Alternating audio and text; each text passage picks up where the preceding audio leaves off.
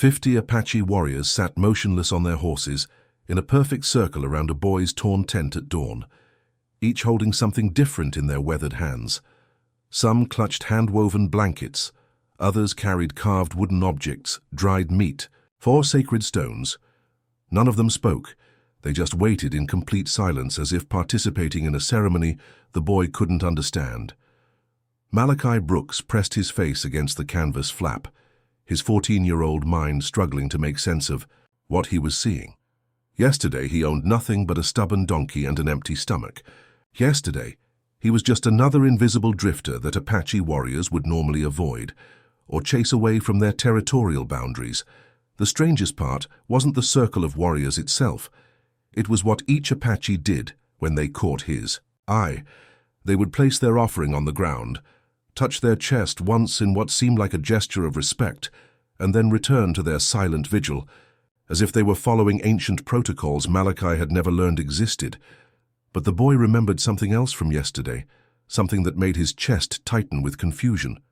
When the Apache warrior had taken his donkey and ridden toward the mountains, the man had whispered 3 words in his native language before vanishing into the desert heat. 3 words that apparently carried enough weight to bring an entire war party to honor a homeless white boy.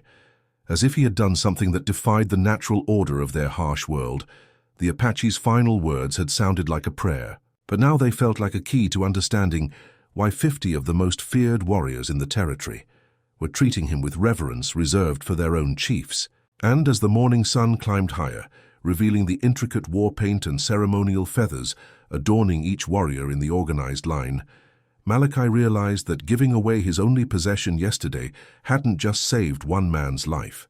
It had somehow earned him a place in Apache tradition that he didn't even know existed, something that would force him to choose between the white world that had abandoned him and a red world that now seemed to claim him as their own.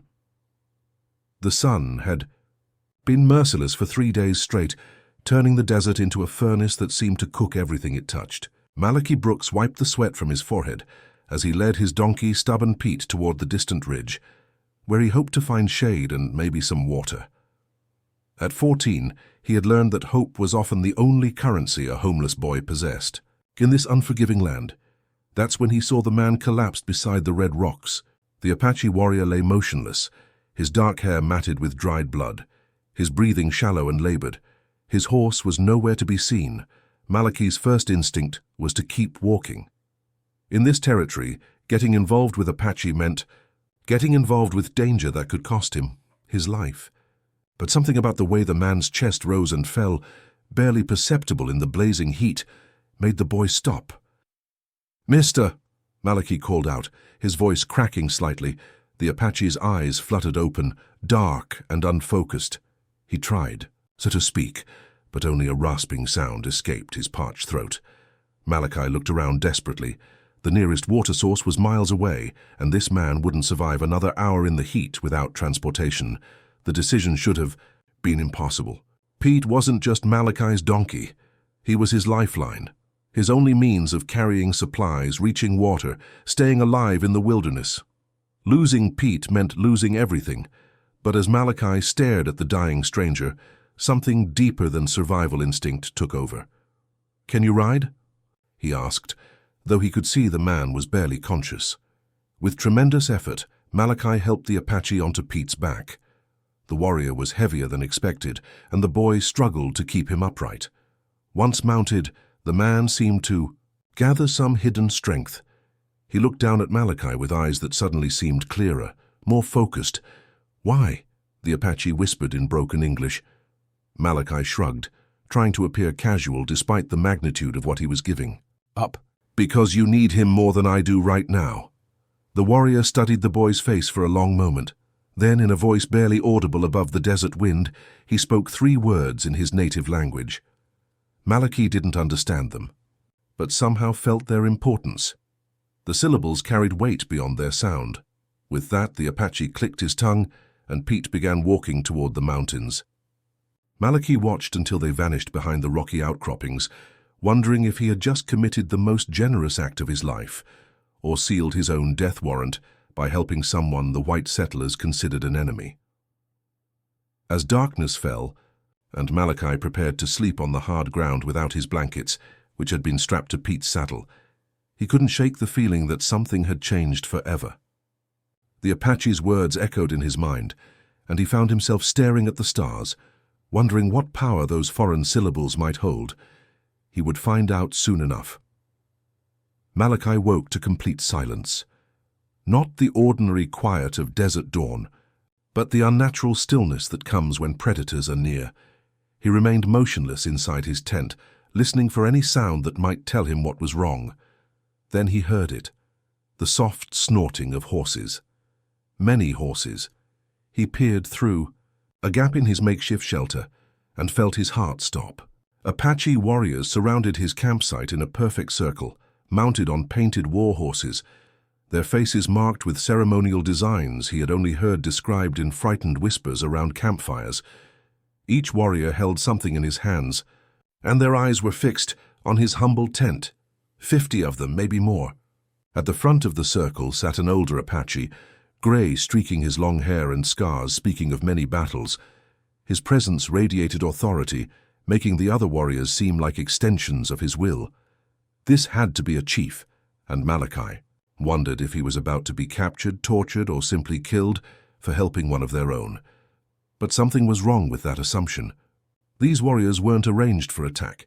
They sat in formation as if attending a sacred ceremony, and each one held what appeared to be offerings. Malachi gathered his courage and stepped outside. The entire circle turned to look at him, and he felt the weight of 50 pairs of eyes studying his every movement. Yet there was no hostility in their gaze. Instead, he saw something that confused him even more: respect. The gray-haired chief urged his horse forward slightly. When he spoke, his English was careful but clear.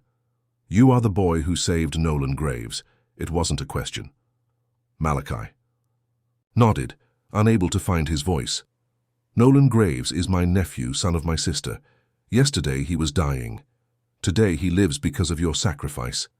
The chief paused, studying Malachi's face. "Do you know what it means when a white child gives his life spirit to save Apache blood?" Malachi shook his head, his mouth dry as desert sand. "It means the spirits have spoken. They have shown us that not all white men are enemies, that honor can exist in the smallest heart." The chief gestured to the warriors around him. "These are the bravest men of 3 Apache bands. They come to witness the boy who proved our elders wrong about your people." Another warrior spoke up, young but carrying similar authority. "The white settlers call us savage. They say we have no honor, no gratitude. But Apache remember those who show true heart." Malachi looked along the line, beginning to understand that this wasn't a war party at all. It was something far more significant and far more dangerous for reasons entirely different. "What do you want from me?" he managed to ask. The chief smiled, and for the first time Malachi saw warmth in those battle-hardened features. "Want? Boy, we have come to give, not take. But first, you must understand what your kindness has started." Before the chief could explain further, the sound of approaching riders filled the morning air, and these new arrivals were definitely not Apache. They came hard and fast, dust clouds trailing behind them like smoke signals announcing trouble. Malachi squinted against the glare and counted 8 men, all armed, riding with the urgency of those who expected to find a massacre in progress. Sterling Maddox led the group, his weathered face grim with the anticipation of violence. Behind him rode other settlers and ranch hands from the surrounding area, men who had spent years viewing Apache as nothing more than obstacles to their prosperity and safety. "Sweet Jesus," Maddox muttered as he took in the scene before him. Kids, surrounded by a war party. The Apache warriors remained motionless, but Malachi sensed the subtle shift in their posture. Hands moved closer to weapons. Horses stamped restlessly. The morning air grew thick with the potential for bloodshed. "Hold your positions," the gray-haired chief commanded quietly in his native language. The words carried clearly enough that Malachi understood their meaning, even without translation. Maddox and his men reined in their horses about 50 yards away, close enough to fight, but far enough to retreat if necessary. The settler raised his rifle slightly, not quite aiming, but making his intentions clear. "Boy," Maddox called out, "walk toward us slowly. Don't make any sudden movements." Malachi felt caught between two worlds destined for conflict. The Apache had come to honor him. The white settlers saw only a potential massacre in the making. "I'm all right," Malachi called back, his voice cracking with nervous tension. "They're not here to hurt anyone." "Like hell they're not," one of Maddox's men spat.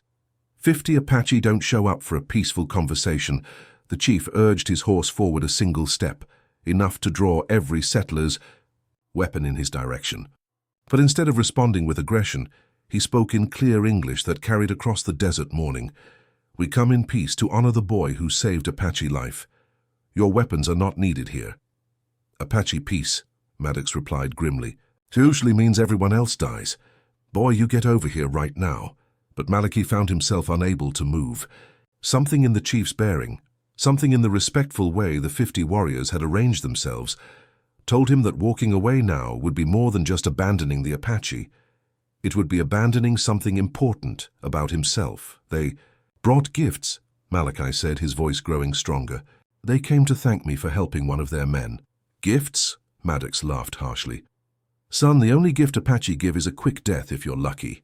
The tension stretched tighter with each exchange, and Malachi realized his simple act of kindness had placed him at the center of a conflict that could erupt into violence at any moment.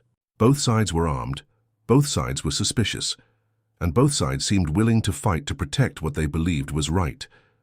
But before anyone could make the fatal decision to draw first blood, a new voice cut through the morning air. "Nolan." Graves appeared on the ridge like a figure stepping out of yesterday's memory, riding Pete the donkey with quiet dignity. The Apache warrior looked far stronger than when Malachi had last seen him. His wounds were dressed with traditional remedies, and his posture was erect with restored health. The arrival of the man Malachi had saved seemed to freeze everyone in place. Cowboys and Apache alike watched as Nolan guided the donkey directly toward the center of the confrontation, positioning himself between the two armed groups with the calm confidence of someone who feared neither. "Lower your weapons," Nolan said in clear English, addressing Maddox and his men. "You point guns at ceremony of honor, not war council." "Ceremony?" Maddox kept his rifle ready, though not directly aimed. "What kind of ceremony requires 50 armed warriors?" Nolan dismounted from Pete with careful movements that revealed he was still recovering from his injuries. The kind that happens when white child saves Apache life without asking for reward. When boy gives only possession to stranger who could be enemy. He walked toward Malachi, leading the donkey by its rope. "Yesterday, this boy found me dying in desert. He had choice, save his own life or save mine. He chose mine." The gray-haired chief spoke up, his voice carrying across the tension-filled space. "In Apache tradition, such sacrifice creates sacred bond, not just between two people, but between peoples." "Sacred bond?" One of Maddox's men scoffed. "It's just a boy being foolish." "No," Nolan replied firmly. "Boy showed courage that many grown warriors lack. He proved that honor exists in white hearts, just as it exists in Apache hearts." Nolan reached into a leather pouch and withdrew something that made several cowboys step back in surprise. It was Pete's lead rope, but attached to it was a small medallion carved from turquoise and silver. "Sacred debt must be repaid," Nolan announced, extending the rope toward Malachi. "But gift creates new responsibility." Malachi reached for Pete's rope, feeling the weight of the medallion settle into his palm. "What kind of responsibility?" The chief answered before Nolan could respond. "Responsibility to be bridge between our peoples, to show others that peace is possible when honor meets honor." Sterling Maddox lowered his rifle slightly, though his expression remained skeptical. "And what exactly does that mean for the rest of us?" "It means," the chief replied, "that this boy has become protected by Apache law. Any who harm him harm the entire tribe."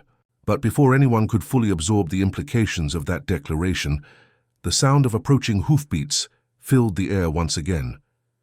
This time, however, the dust cloud was different, larger, more organized, and accompanied by the distinctive rattle of military equipment. "Territorial militia," Maddox muttered, recognizing the formation.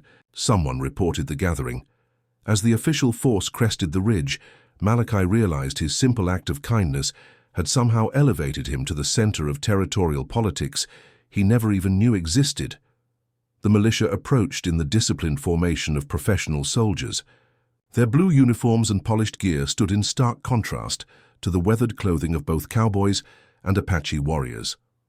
Captain Hayes, a man whose grey beard told of many frontier conflicts, surveyed the gathering with the wary eyes of someone who had learned that appearances could be deadly deceiving. "Stand down, all parties," Hayes commanded as his 20 soldiers spread into a defensive line. "By territorial authority, this assembly is under official observation." The grey-haired Apache chief urged his horse forward slightly, maintaining the calm dignity that seemed to define his every action. "We conduct sacred ceremony, not war council. White soldier has no authority over Apache tradition." "Sacred. Ceremony or not," Hayes replied firmly. 50 armed warriors gathered near territorial settlements requires explanation. Sterling Maddox seized the opportunity to present his version of events. "Captain, that boy there helped an Apache yesterday, and now they've surrounded him. Could be planning to take him hostage or use him as leverage against the territory." But Nolan Graves stepped forward, still holding Pete's lead rope. "Captain Hayes, I know your reputation. You are fair man. Will you listen to truth before making judgment?" Hayes nodded curtly. "Speak your truth, but make it quick." "Yesterday I was dying in desert. No water, no horse, no hope. This white boy found me and gave his only possession, this donkey, to save my life. He asked for nothing, expected nothing, sacrificed everything for stranger who could have been his enemy." The captain's weathered features softened, showing the first sign of interest. "And this ceremony?" The chief answered with quiet authority. "When Apache receives such gift from white person, tribe must respond. These 50 warriors represent 3 bands. Each comes to honor boy's courage, to offer gifts that show our respect." "Gifts?" Captain Sue. Hayes studied the assembled warriors more carefully, noticing for the first time that each man held something in his hands rather than a weapon. "Food, blankets, tools, horses," Nolan explained. "Things that help boy survive, since he gave away his survival for Apache life." One of the younger warriors spoke up in heavily accented English. "Boy proved white hearts can hold honor. This changes how Apaches see all white people." Hayes was a practical man, one who understood the political implications of what he was hearing. "You're saying this boy's action could improve relations between Apache and territorial settlers?" "More than improve, the chief replied. "Could bring peace that has been impossible for many seasons."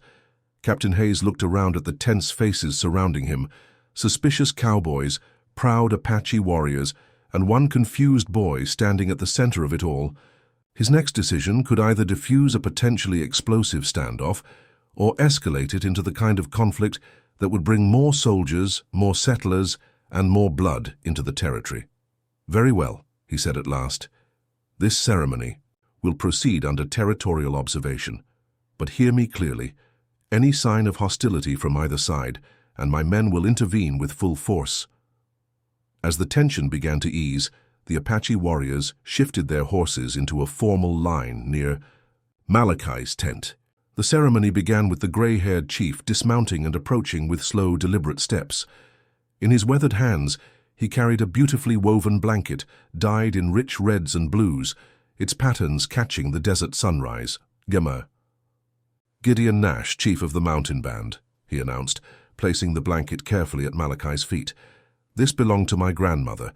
It has kept 3 generations warm through harsh winters." The formality struck everyone present, cowboys, soldiers, and Malachi himself. This wasn't mere gift-giving. It was a sacred act, heavy with cultural weight, commanding respect even from the most suspicious onlookers. A second warrior approached, younger, with beadwork glinting on his clothing. "I bring 2 horses," he said in careful English, gesturing toward a pair of magnificent animals led forward by others. Strong horses for boy who showed strength of heart.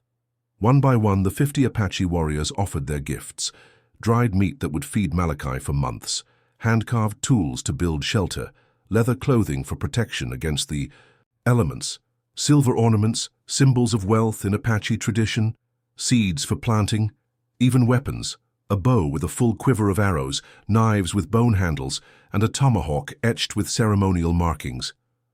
But the meaning went deeper than survival. These were symbols of acceptance, an invitation into a community that had once seen all white settlers as enemies. Each gift carries meaning, Nolan explained for the crowd. Horse means freedom to travel safely through Apache lands. Weapons mean trust. That boy will not use them against our people. Food means he will never starve while Apache remember his kindness. Sterling Maddox stared, astonished. That's more wealth than most homesteaders earn in years. Captain Hayes gave a slow nod. The boy's gone from owning nothing to having enough to build a life anywhere in the territory. Malachi felt overwhelmed. Yesterday, his greatest worry had been finding enough food to last another day.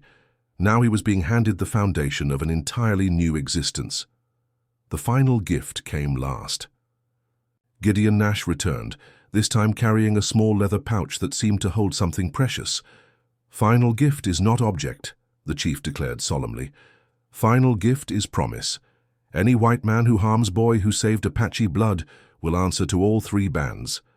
You are now protected by warrior's oath that reaches beyond tribal boundaries. The weight of that protection settled over Malachi like the warmth of the ceremonial blanket at his feet. He was no longer just a drifting boy struggling to survive in hostile country, but before the moment could sink in, a rising dust cloud broke the peace. Logan Briggs and 12 heavily armed men charged toward the gathering. Unlike the measured approach of the militia, these riders came hard, weapons drawn, faces twisted with the kind of hatred that had fueled frontier bloodshed for decades. "This ends now," Briggs shouted, his men forming a threatening line before the Apache. No savage ceremony takes place on territorial land. Captain Hayes immediately moved his soldiers between the two sides. "Stand down, Briggs. This ceremony is proceeding under territorial authority." Authority? Briggs spat. "Captain, you're allowing 50 armed Apache to gather within striking distance of our settlements. This is exactly how massacres begin." Sterling Maddox, who had remained relatively quiet during the ceremony, suddenly found his voice. "Briggs is right, Captain. We can't let sentiment blind us to the danger these warriors represent." The Apache warriors reacted to the hostility by shifting their horses, hands drifting closer to weapons, though their posture remained disciplined and ceremonial. Chief Gideon Nash did not move, but his dark eyes tracked every subtle threat. "There will be no violence here," Nash declared in English clear enough for all to hear. "How we came to honor courage, not to spill blood." "Honor?" Briggs laughed bitterly. "The only honor Apache understand is taking scalps and burning homesteads." Before the confrontation could ignite, Malachi stepped forward. The boy who had been overwhelmed by the ceremony now found strength he didn't know he possessed. "Stop," he said, his young voice cutting through the tension. "Mr. Briggs, these men came to thank me for saving one of their own. They brought gifts, not weapons of war." "Boy, you don't understand what you've started," Briggs snarled. "By helping that Apache, you've encouraged them to think they can move freely through our territory." "Maybe they should be able to," Malachi shot back, his voice steadier now. "Maybe if we treated them like human beings instead of animals, there wouldn't be so much fighting." The blunt honesty in the boy's words made several of Briggs's men exchange uncertain glances, but Briggs himself stayed. Rigid, his expression hard. "Captain Hayes," Briggs pressed, "I demand you arrest this boy for collaborating with hostile Indians and disperse this war party immediately." Hayes studied the scene. 50 Apache warriors holding perfect discipline despite provocation. A boy whose selfless act had opened an unprecedented chance for peace, and a group of settlers whose fear and prejudice threatened to crush something that might change the future of the entire territory.